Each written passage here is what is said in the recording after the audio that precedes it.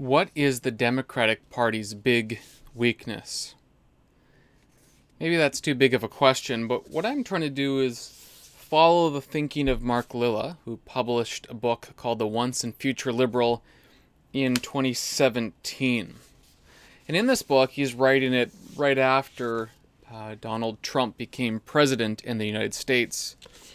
And he's trying to understand why, more or less, liberalism failed, why the Democratic Party, the Liberal Party, failed. And I found it utterly interesting. I think it's not just relevant to US politics, but also to Canadian politics, largely because after 2003, maybe before even really, most of our politics in Canada are downstream from US politics. In Canada, we just have, at least currently, different variations of liberal parties that have, different focuses. Whether our conservatives focus more on the individual freedom economically, or if the Democratic Party has this idea of freedom through different identities and protected classes. The NDP seems to try to find further and further technological and medical freedoms from limits that we have through things like MAID and access to other ways to sort of overcome our natural limitations. All of our, at least major parties, are focused on freedom or individuality, which is kind of a liberal trait. I'm not sure Canada has a conservative party anymore, nor am I really sure the US does. But I want to return to the question of this book, The Once and Future Liberal by Mark Lilla, professor of the humanities at Columbia University.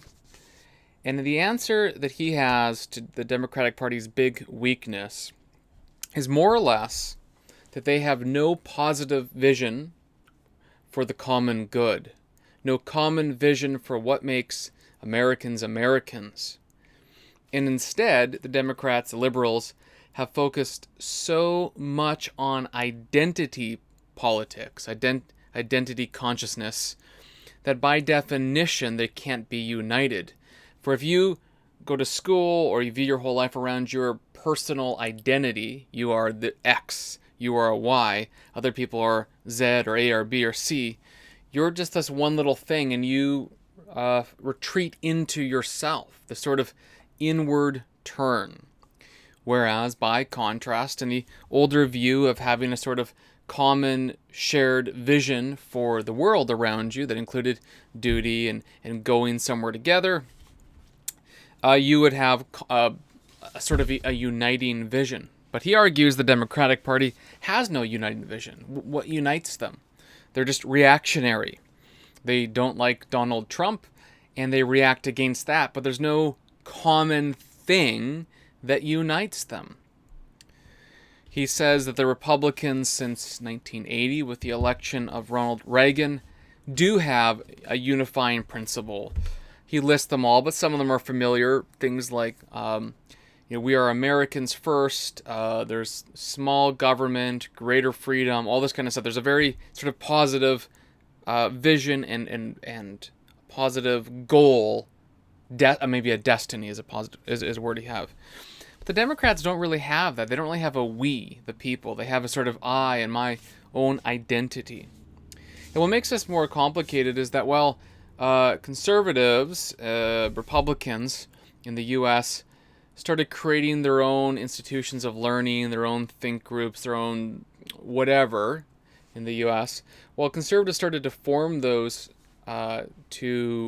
because they were excluded from the university system, they began to teach and educate people how to be political. Political meaning thinking through what are common ends, common vision, shared goals. Whereas the liberals, who did dominate and do dominate in the university system, teach people to realize their individual identities and sort of play this game of privileged and deprivileged, victim and victimizer, oppressed and a victim. And you end up sort of turning into yourself. It's more I. There's no we. So what Mark Lilla says is, no, we need to, as liberals, I wouldn't identify as a liberal, but he identifies as a liberal. He would say, What we need to do as a group of people, as a party, is to begin to have a common shared vision for who we are and where we're going. In the past, that might have been maybe a religious vision, perhaps. Everyone went to church. That's not true anymore. So for Mark Lilla, he says that the common vision needs to center around the idea of citizenship.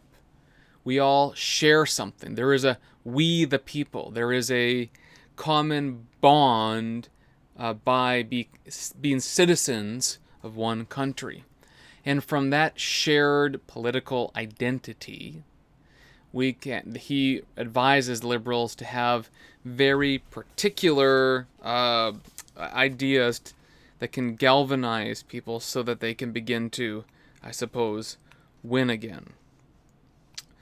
It's an interesting idea, and it kind of makes sense. It's true that Republicans seem to have very straightforward ideas and notions of who they are, America, small government, etc., where the liberals don't. They're very reactionary.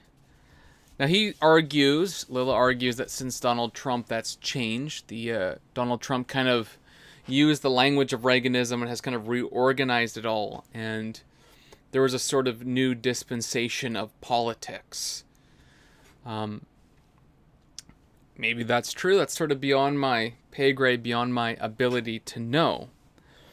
But all in all, I found this to be a fascinating book, and as a liberal, Lilla identifies liberalism's major problem as being so fixated by identity consciousness, identity politics, that it can't unite around a shared something. If everyone is, I'm a black woman, or I'm a white male, or whatever it is, you're just organizing yourself. By definition, you exclude each other, and there's no shared commonality. And while those things never change, your race, your gender, etc., there needs to be something that unites you beyond those things. And for Lilla, that should be a shared understanding of citizenship, and from that shared understanding, the party can create shared goals for a particular destiny.